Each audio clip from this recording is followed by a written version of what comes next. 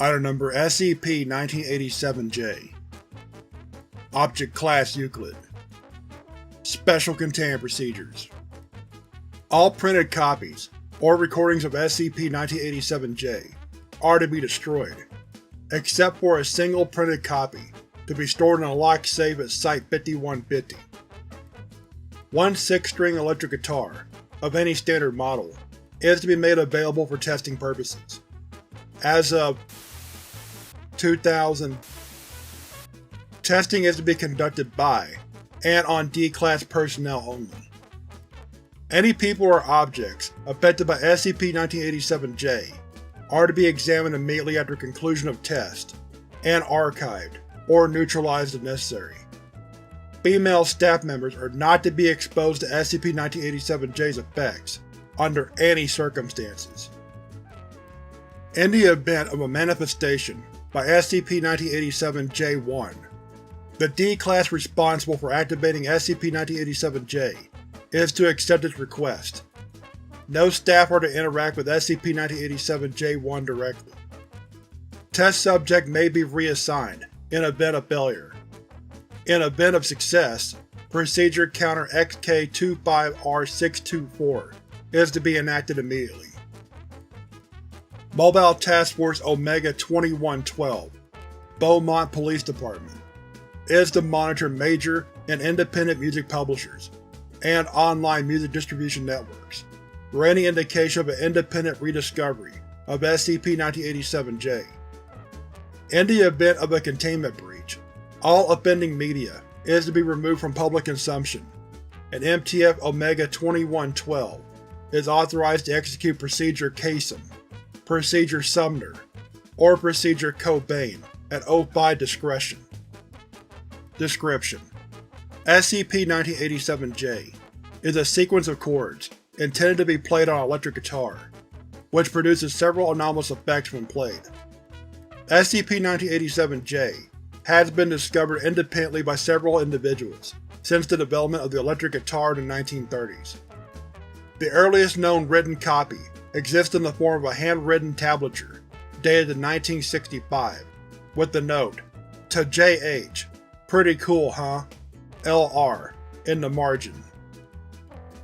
Extensive testing has indicated that any person who is aware of how SCP-1987-J is intended to sound when played, and has access to an electric guitar and amplifier, is able to produce SCP-1987-J, regardless of any previously documented ability to play guitar, or lack thereof.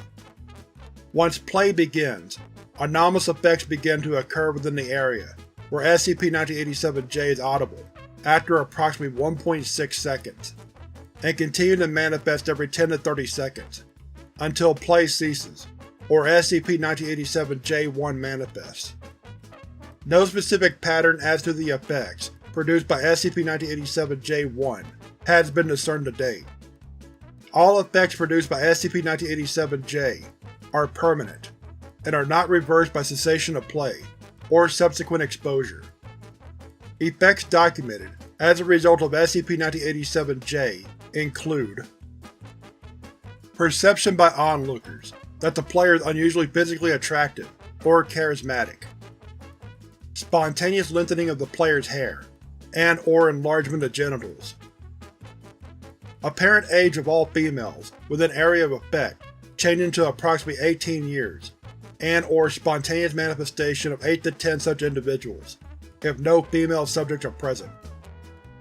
Concurrent transmogrification of subjects' clothes into thong bikinis, lingerie, or leather fetish gear has occurred in 68% of documented instances.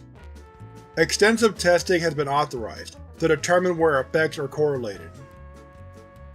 Transformation of late model automobiles in area of effect to vintage hot rods, muscle cars, or custom motorcycles. Spontaneous manifestation of large quantities of distilled alcoholic beverages. Spontaneous manifestation of sparks, pyrotechnics, or large fans. Immunity of the player to bullets. Resurrection of the dead, either to the previous state or as zombies, loyal to the player. Spontaneous manifestations of dragons, dinosaurs, or scantily clad female angels loyal to the player. Liquefaction of observers' facial features. Spontaneous pregnancy in fertile female subjects. Spontaneous pregnancy in infertile female subjects. Spontaneous pregnancy in male subjects. Testing has determined that all above effects are only produced when SCP-1987-J is performed on an electric guitar.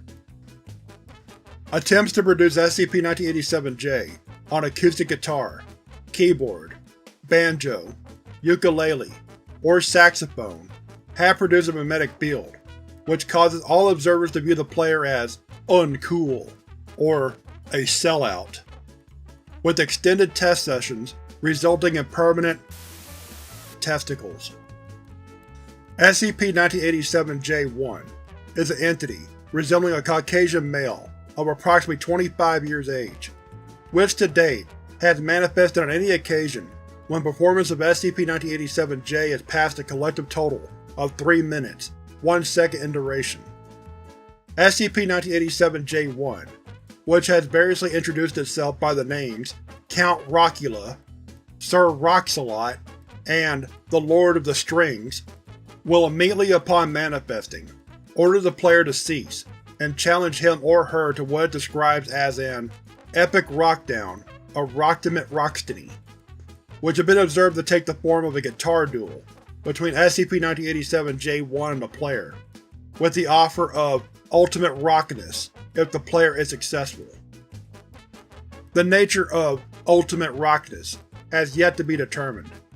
In all observed instances, SCP-1987-J1 has declared itself the winner and demanifested, followed by the player's spontaneous transformation into an instance of SCP-1987-J2, an unattractive male, regardless of the player's original gender, approximately 45 years of age, wearing the uniform of a gas station attendant, which identifies itself as Earl, and claims to be a fan of country music. All instances of SCP-1987-J2 have proven unable to produce SCP-1987-J, or to display any degree of skill with the guitar, and have been assigned to the maintenance of the Foundation's motor pool. Memo from Dr. Klein. As of 2000, I am hereby forbidding all staff, other than D-Class, from conducting tests on SCP-1987-J. To date, 38 researchers at Site-5150 alone have become iterations of SCP-1987-J2, while attempting to acquire the power of ultimate rockness. Site-1137 is now facing a 5-month backlog on critical laboratory work. However, we possess well in excess of the required automobile maintenance staff, and will have to resort to assigning the SCP-1987-J2 instances as D-Class, due to a lack of work to assign them. As tempting as ultimate rockness may be, we have more important concerns at this time.